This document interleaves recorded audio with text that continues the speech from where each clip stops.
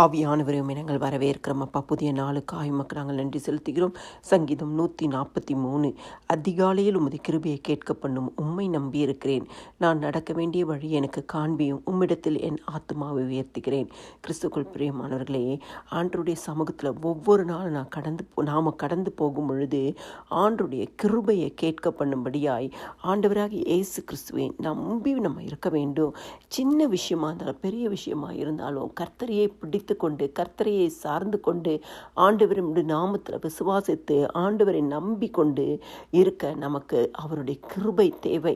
ஆண்டவருடைய சமூகத்தில் ஒவ்வொரு நாளும் கடந்து போகும் பொழுது, ஏசப்பா இந்த நாளில் எனக்கு உங்கள் கிருபையை தாங்க, என்னுடைய விசுவாசத்தை வர்த்திக்க பண்ண எனக்கு உங்களுடைய கிருபையை தாங்க என்று கேட்கும் பொழுது கர்த்தர் நம்மளுடைய வாழ்க்கையில் விசுவாசத்தை வர்த்திக்க பண்ணுவார், நம்பிக்கையை பெருக பண்ணுவார். ஆண்டவர் மேல் இருக்கிற நம்பிக்கை நமக்கு பெருகும் பொழுது அற்புதங்களை காணும்படியான வழிகள் திறக்கப்படும். அது மாத்திரம் இல்லை, ஆண்டவருடைய சமூகத்தில் சொல்லணும், ஆண்டவரே நான் நடக்க வேண்டிய வழி எனக்கு காமிங்க, உம்மிடத்தில் என் ஆத்துமா உயர்த்துகிறேன். நம்மளுடைய சுய சித்தத்தின்படி வாழாதபடி, நம்மளுடைய பிரியத்தின்படி வாழாதபடி ஆண்டவருடைய சமூகத்தில் போய் நான் எப்படி நடக்கணும்ப்பா, எனக்கு கற்றுக் கொடுங்க, நான் நடக்க வேண்டிய வழியை எனக்கு காண்பீங்க என்று சொல்லி நம்மை தாழ்த்தி நம்மளுடைய ஆத்துமாவில் ஆண்டவரை உயர்த்தும் பொழுது ஆண்டவருடைய கிருபை நம்ம வாழ்க்கையில் அதிகமாய் பெறுகிறதை, ஆண்டவருடைய கிருபை நம்மளை வழி நடத்துவதை நாம் உணர முடியும். கிறிஸ்துக்குள் பிரியமானவர்களே, உமக்கு பிரியமானதை செய்ய எனக்கு போதித்தருளும். நீர் என் தேவன், உம்முடைய நல்ல ஆவி என்னை செம்மையான வழியில் நடத்துவாராக. ஒவ்வொரு நாளும் பரிசுத்த ஆவியானவருடைய கரத்தில் நம்மை ஒப்பு கொடுக்க வேண்டும். பரிசுத்த ஆவியானவர் வழிநடத்த நம்மை ஒப்பு கொடுக்க வேண்டும்.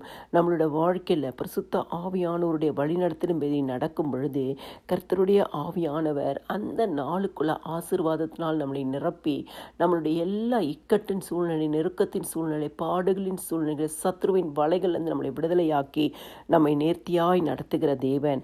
ஆண்டவருக்கு எப்பொழுதும் பிரியமாய் வாழுகிற ஒரு வாழ்க்கையை வாழும் பொழுது கர்த்தர் நமக்கு வேண்டிய ஆசீர்வாதங்களின் நன்மையும் தந்து நம்மையும் நம் குடும்பத்தையும் சந்ததியும் தலைமுறையாக ஆசீர்வதிப்பார்.